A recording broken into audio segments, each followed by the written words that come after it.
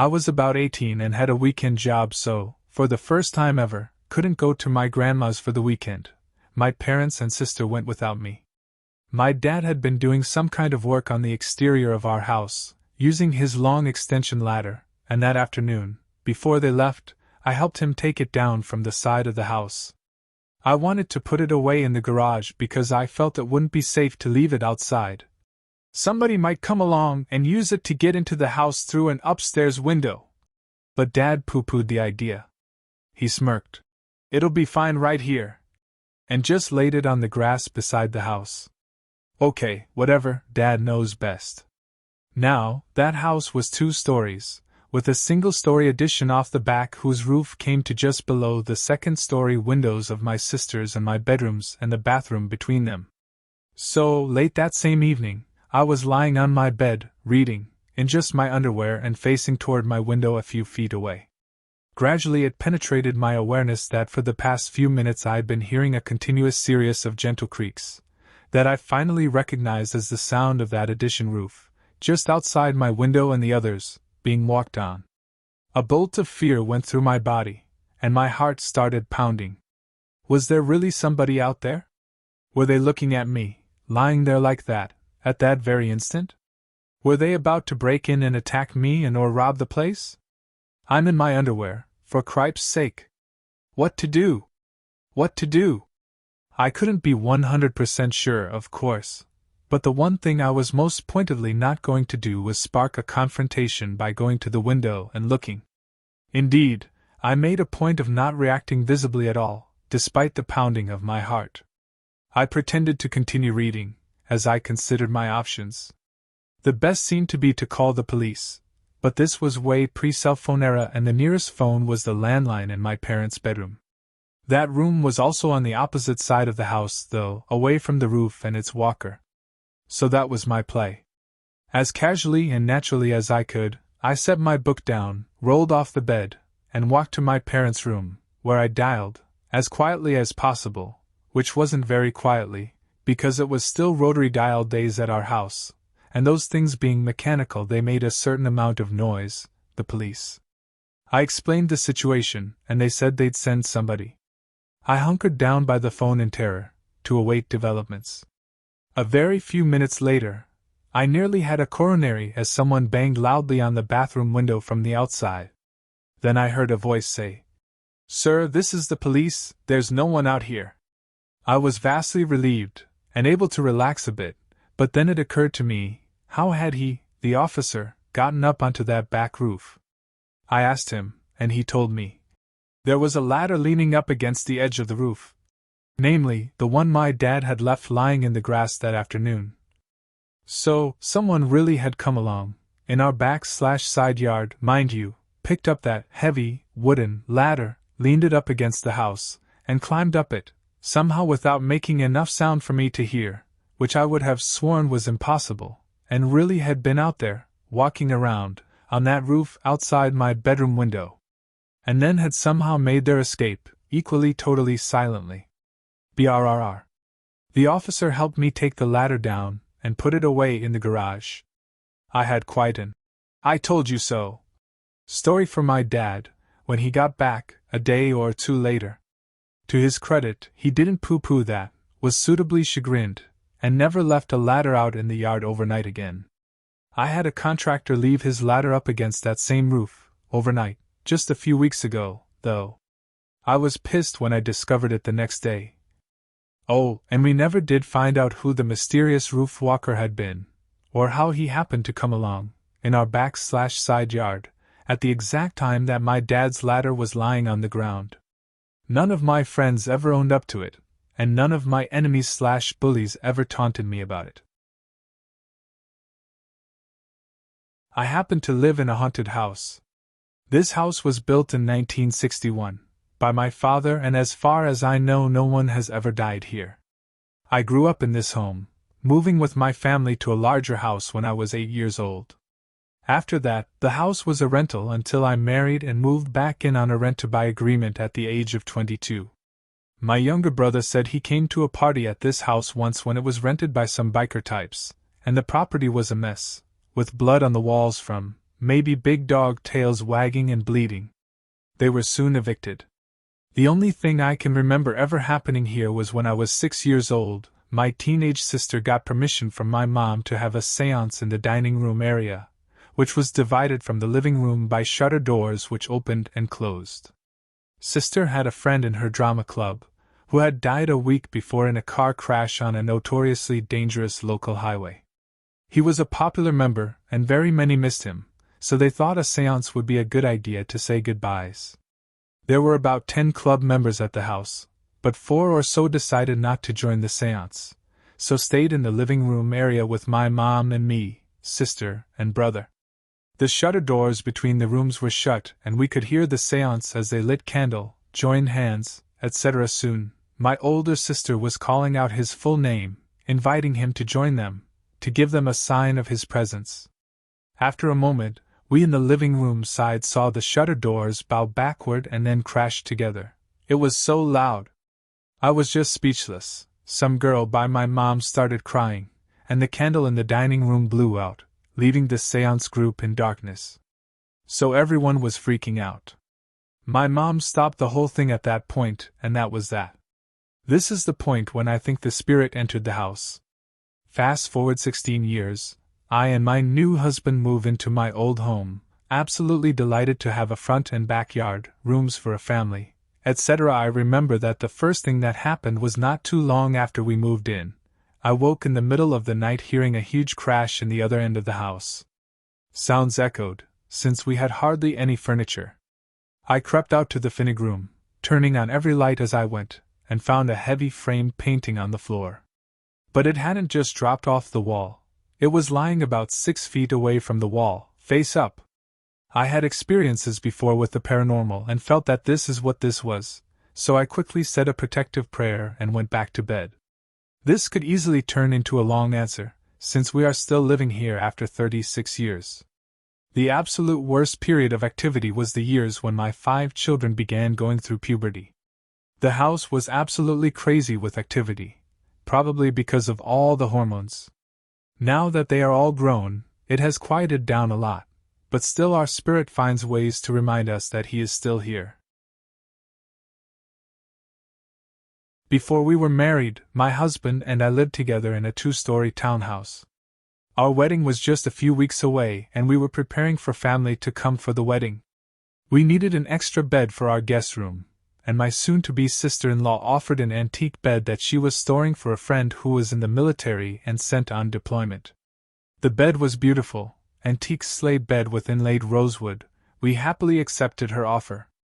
We lived in this townhouse for several months prior to this happening. All was good. I just remember all of a sudden, for no apparent reason, I was afraid to be in the house by myself. I had this creepy feeling I was never alone, felt like someone was watching me, or in the same room as me. This feeling kept getting stronger and stronger over a couple weeks. I remember being in the bathroom washing my face before bed and getting such a strong / creepy feeling that someone was behind me that I would stand bolt upright in the middle of washing up just to look to see who / what was there. The feeling got very intense. I thought I was losing my mind, but never said anything to my fiancé. I wasn't sure how he would take this or what he would think. My fiancé had to go on a trip, can't recall if it was business or family related, and was gone for a week. I remember being a little panicked over the thought of being alone for an entire week. One night I was sitting on our couch folding laundry and watching TV. The setup of the floor plan is important to understand here. I was in the living room, downstairs. The stairway to the second floor was on the left side of me, and the kitchen was to the right. The couch was up against the wall, so anything / anyone going from the kitchen to the stairs had to pass right in front of my face, between me and the TV on the opposite wall. It was summertime and I had windows open. The window in our bedroom, second floor directly above where I was on the couch, had a fan in the window. Now, this is important to note. My fiancé and I always disagreed on what best cooled down the house, the fan blowing out or the fan blowing in. I preferred the fan blowing in, and he always said that it should blow out to pull air all the way through the house from the other windows. Since he was gone, the fan was of course blowing in. This is an important fact, I promise.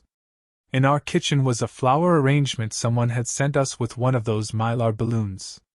It was a couple weeks old, so the balloon had lost quite a bit of helium and was just kind of floating about midway, not quite 6 feet up in the air, but I kept it anyway.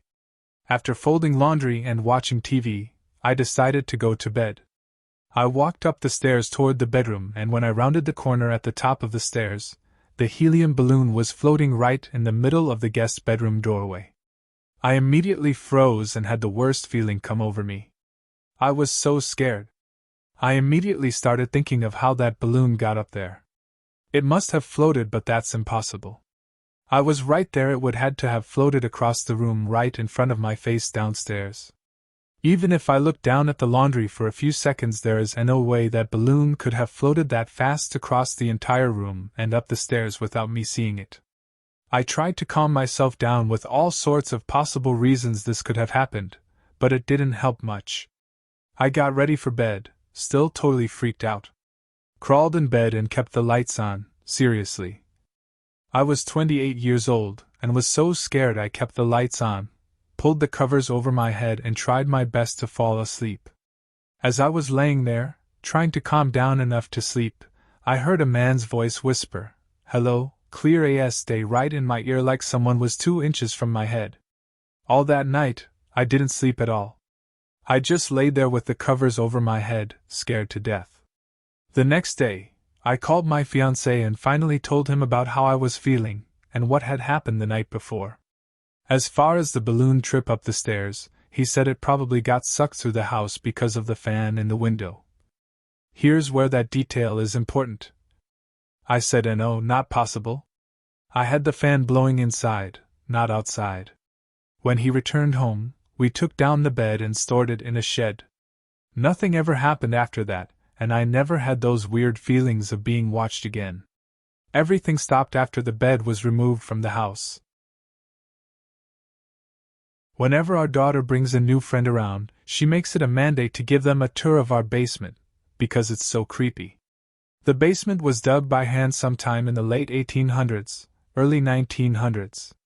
I still don't know why they decided to dig in this particular spot. I've spent many years wondering what made the settlers dig a hole right here on the highest spot of land, and not 50 feet in another direction, where there's not so much wind and the ground is easier to dig.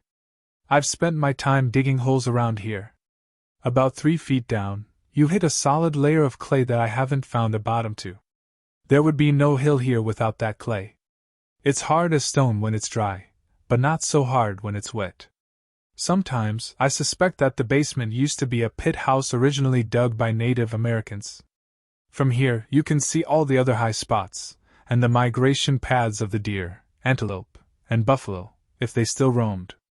I could see where hunters might have spread out, and this was one place they frequently camped and dug down to escape the brutal winds. When you come out of the hole, there's quite a view. Each subsequent generation has made their modifications to the hole. The stairs down are made from hand-hewn sandstone. They didn't have power tools to quarry the stone. It was all accomplished by hand drill, hammer, and chisel. The stairs are most impressive. Some of those stones weigh over a ton. The door at the bottom of the stairwell is the best and ugliest door in the entire house. My old cowboy neighbor made it out of a bunch of scrap pieces of old barnwood in a hurry after the rats had chewed the old one off its hinges. He didn't want the pipes to freeze. I'll never change that door. It's a true work of art. There's nails and jagged edges everywhere, but it seals tight. No light nor draft comes in from that door. I love that door. That old cowboy remembers when this house was only a dugout, when he played with children his age next to the old wood fireplace. He was of working age during the dirty 30s, fighting to keep the dirt out and his family fed. He tells me the stories of when he was keeping an eye on the old place and came across a den of rattlesnakes while he was turning on the water. All the basement windows are boarded up. Because of a lightning strike, there hasn't been any electric lights for a few years now. But the bulbs are still there, hanging from wires that I'm sure would start a fire if I connected. In essence, it's a dark stone dungeon out in the middle of the grasslands. An oubliette, if you will. It is the kind of place where you expect to see shackles bolted to the walls, and a modified wagon wheel in the corner. There's none of that, but sometimes the shadows play tricks. As of now, the house sits miles from any other human. When you go down into the basement, maybe if there's a person upstairs, they might hear you scream. My wife never hears me. We tell each other before we depart on our journey and kiss each other goodbye before we go down there. Doesn't that sound scary? For a few years, we made one side into our bedroom, and my workshop on the other. Does that make it sound any better? But for whatever reason, our daughter feels that touring the basement is always a worthwhile experience for the uninitiated. I don't get it. It always smells of damp earth. Not really that musty because this is a drafty old house, but it's dampish after a good rain or snow. In some portions of the year, it's a perfect space for a haunted house. The cobwebs in the warmer months get to be something you generally only see in movies. There's wires, old pipes, and bits of history hanging from the ceiling, all coated in wispy, dusty gauze that you won't see if you're not the one holding the flashlight. It'll be clinging to your head and hair when you emerge in the sunlight. It's best to wear a hat unless you like to wear spiders. It's fine. They don't bite. The insects do. If you stand still and listen, there's always some scurrying noise, either up close, or somewhere in a dark corner, behind slumping cardboard boxes. There was a time when I'd swing my flashlight around, and see the light reflecting off of dozens of little eyeballs. We had swarms of rats and mice pass through. It's a little unnerving when there's so many rats staring at you, unafraid. I kinda like rats. We've kept a few domesticated ones as pets, but these guys were different. The way they sat and stared was so creepy. They destroyed so much. I hunted them with a blowgun and flashlight. We were overwhelmed and called for backup, and brought in a cat. She was killing 2 to 3 rats a day for a couple months. Hundreds of rats lived down there or were coming in from somewhere. A centipede the size of my forearm dislodged a stone from the wall, and went scurrying up the wall into the ceiling. One morning I woke up to be greeted by a rattlesnake in the doorway, and me being on the wrong side of the rattlesnake from my shotgun. We made an arrangement. It's always a tad creepy down there. Lots of annoying and creeping things. But not scary. We're all denizens of the earth. It's the unnatural things that happen down there sometimes when I'm alone. There's nobody around to say, "Hey, did you feel that? Or see, or smell, or whatever?" It's the only time weird stuff happens, is when we're alone. I swear the ground moves sometimes. Like somebody just set off some dynamite somewhere, and the concussion ripples through me. There's always phantom scents coming from the old wood walls where somebody had carved "Jose loves Maria" sometime back in the 40s when broomcorn Johnnies slept there. Cologne, perfume, or some other scent that doesn't belong down there. There's the noises, the scratching, the clawing, or rustling from some claw or some limb I can't see. Some little bugs make awful big noises. In a fit of madness, I tore everything apart trying to find that fucking bug. So loud. And I knew the house was empty. You know those things that move in the shadows in the corner of your eye when nothing is moving? That's always weird. Nearly 20 years ago, back in 1999, I wanted to take a girl on a date. She really wanted to go and see a new movie at the cinema that was getting a lot of hype at the time. It was called The Midnight Forest and centers around students struggling through a combination of disorganization, paranoia, and supposed supernatural forces deep in a forest. One of our local cinemas was keen to make an event of the movie launch, so decided to hold a Halloween midnight showing. We were met at the doors of the cinema by cinema staff who grouped us all together in the foyer. All the cinema lights were off. Whilst the main snacks booth was closed, we could buy bottles of water or packets of Kindle Mint cake and Mars bars hiking snacks, and we were shown into the large auditorium by torchlight. Inside the theater, the heating was off and we could see our breath hanging in the air like a phantom.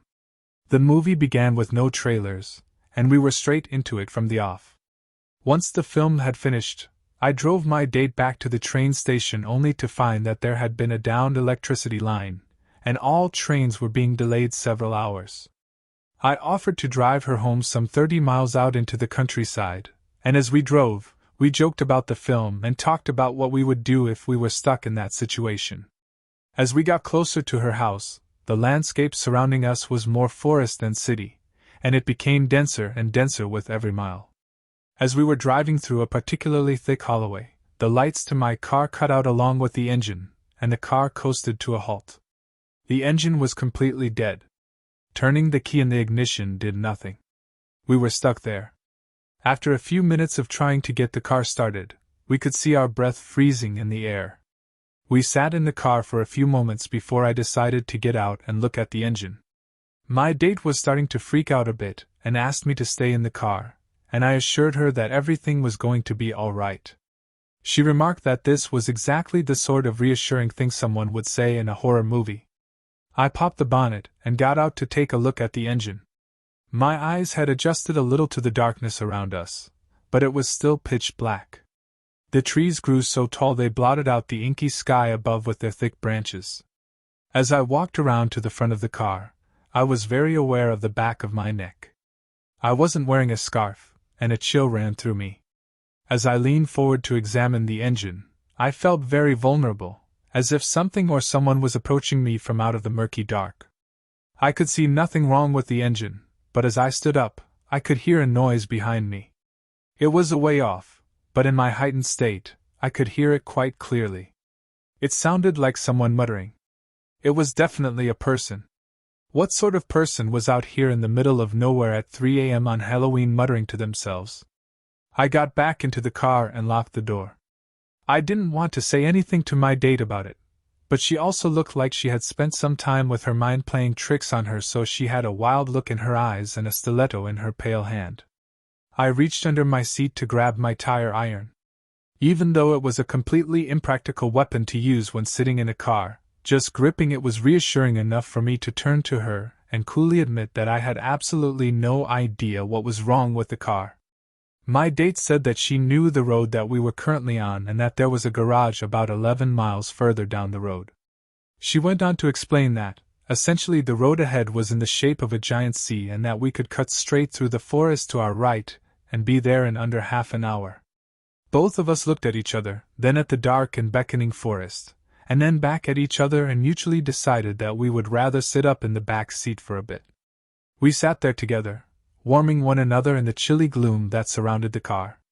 We smiled at how scared we had made ourselves. We shared a little kiss.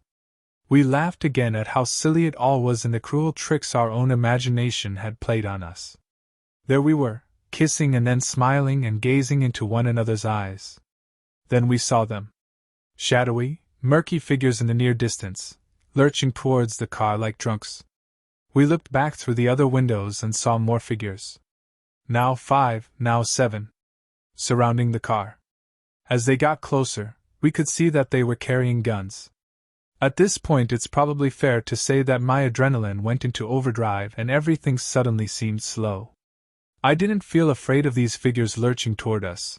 I grabbed the tire iron and ripped the door open, swinging up onto the roof of the car the better to leap at those surrounding us. The figures stopped, and a torchlight stabbed out of the night and hit me on the chest. The warm, friendly Norfolk voice that followed it was a huge relief as it apologized for startling me and asked me if I was okay. The figures surrounding me were farmers and gamekeepers. I could see that clearly now. And, even though my adrenaline was dialing back a bit, I wasn't surrendering my fort on top of my car until I knew why they were there. They told me that yesterday a young lad parked up his car about 200 meters back and blew his own head off with a shotgun. Police had rolled the car out of there around midnight, and one of the gamekeepers had spotted another car parked up at the side of the road all quietly only a few hours later, so they geared up and come down to have a look. They were as startled as I was when someone leapt out of the car and onto the roof brandishing a crowbar. They offered to give us a tow down to the garage to get the car looked at. When I got back in the car, I was met with the now familiar sighting of wild eyes and a stiletto. I reassured her that we were going to be okay and turned the key in the ignition. The car purred into life like nothing had happened, and we both jumped out of our skins. We drove home in relative silence. All the way back, it felt like something was in the shadowy back seat. Neither of us could turn around, but we knew something was there. It was our fear. And it was laughing at us.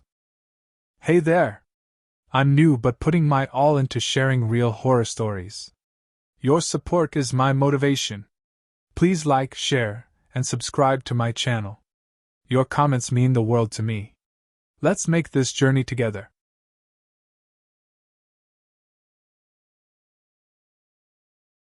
It was a typical August night in the small town of Springfield, with rough weather signaling an impending heavy rain. Around 11 p.m., a taxi driver named Mike was on his way home after dropping off a passenger. The night was getting late, and he was eager to wrap up his day. Tired from the long hours of driving and frustrated by the inadequate pay, he navigated through the town. The passenger hadn't paid him well for the ride, considering the challenges Mike faced while crossing the highway linking Springfield to the neighboring city. Lost in his thoughts about the difficulties of his profession, Mike drove through the rain-sprinkled streets. Out of nowhere, he spotted a young woman in her early 20s, dressed in a full-sleeved white and red dress, standing alone by the side of the road. Unusual for someone to be out at that time and in such weather, but Mike felt a sense of duty to help her. Despite being tired and wanting to get home, he pulled over. "What are you doing out here so late, miss?" Mike asked, concern in his voice. The girl appeared tense and responded in a scared tone. "I was driving and my car broke down. My phone is dead, and I don't know what to do. I've been waiting for help for the past 15 minutes. Can you please drop me home? I'll pay you double your rate." Considering the circumstances and the young girl's plea, Mike agreed. "Hop in. Tell me your address," he said. "It's nearby." "Oakville," she answered calmly. Curiosity got the better of him, and Mike asked, "Why are you out here alone at this hour?" The girl remained silent, gazing out of the window. The cold wind played with her long hair, as she seemed to enjoy the drive through the city lights of Springfield. After a 15-minute drive, they reached Oakville. The girl stepped out of the taxi and asked, "How much should I pay?" "Give me the regular fare, $30. Mike replied. "Oops. I only have $20. "Wait, let me get the rest from inside," she said casually. "Miss, it's getting late. Please hurry," Mike urged. The girl went inside the house. Mike checked the clock. It was now 11:58 p.m. He waited outside, glancing at the door, but there was no sign of her. As the clock struck 12:15 a.m., Mike grew impatient, thinking the girl might have cheated him and run away. He decided to inquire inside. Pressing the doorbell twice, a middle-aged man opened the door and asked, "Yes, what do you want?" Mike explained. "I dropped a girl here about 15 minutes ago. She didn't have cash, so she went inside to get the money but hasn't returned. Please give me my fare, I'm running late." The man pointed toward a portrait on the wall and asked, "Is this the girl?" As Mike turned to look, he was stunned and speechless. The portrait featured the same girl, wearing the red dress, with a garland around the frame. The man sighed. "Don't worry, son. She's my daughter. She passed away 21 years ago in a car accident near the highway. This taxi incident has happened several times since then. I don't believe it, but I pay the drivers just the same. I miss her." Mike, still in shock, said, "No need, sir. I don't want the money. I apologize for disturbing you. I have to go." Terrified, Mike quickly started his taxi and left the spot, leaving behind a town filled with stories of an otherworldly encounter on a rainy August night.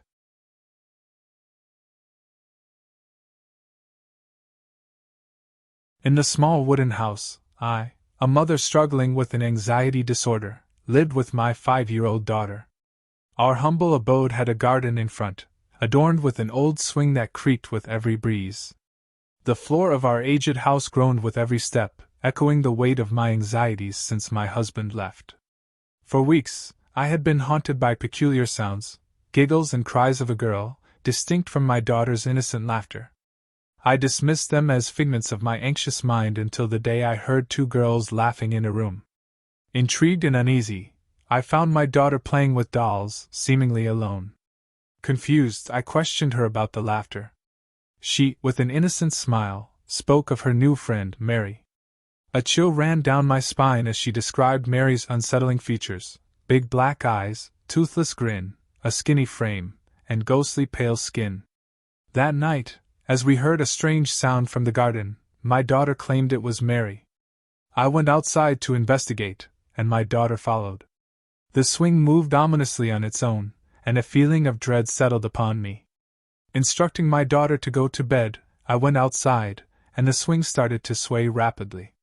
Rushing back to my daughter's room, I held her tight as I tried to calm myself. Soon, the door creaked open, and a voice softly whispered, "Mommy, are you sleeping?" The lamp flickered off, and the squeaking floor signaled an approaching presence. Terrified, I felt a hand on my face, the bedsheet pulled down, and the chilling words, "Mommy!" Reluctantly opening my eyes, I saw my daughter holding her teddy bear. Suddenly, I realized the truth: the figure in bed was Mary. My body paralyzed, I felt my soul rattled. Instinctively, I grabbed my daughter and rushed out. Glancing back, I witnessed the entity in the room, a mass of darkness with 2 white spots for eyes and hair like black smoke. Back in the garden, holding my daughter, I watched as her appearance changed. Dark eye sockets and pale skin revealed an unsettling truth. Heartbroken, I dug a grave, gently placing my unmoving daughter inside. Tears welled up as I caressed her hair. Returning to the house, I found Mary with a teddy bear. "Mommy," she said. Dropping to my knees, I embraced her, asking, "Are you hungry?"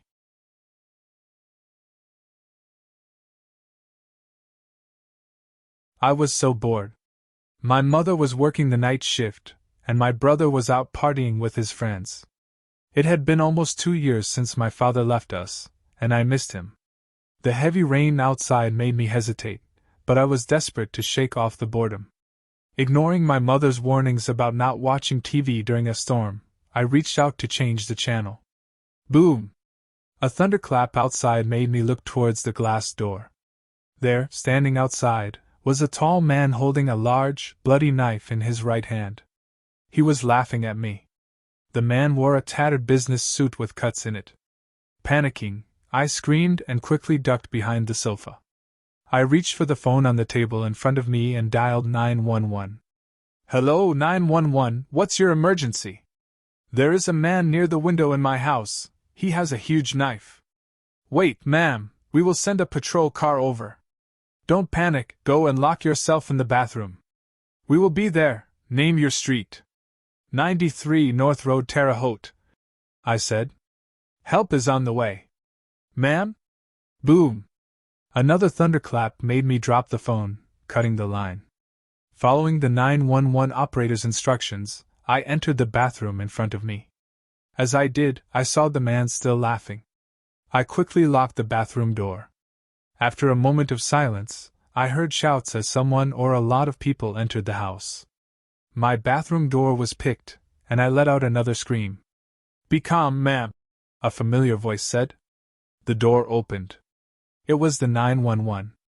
I blew out a sigh of relief.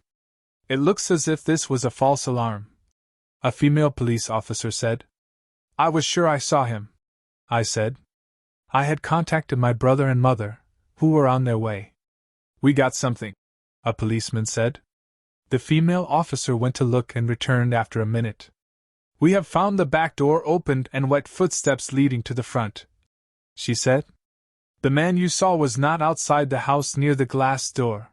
You were staring at his reflection in the glass door. He was behind you the entire time."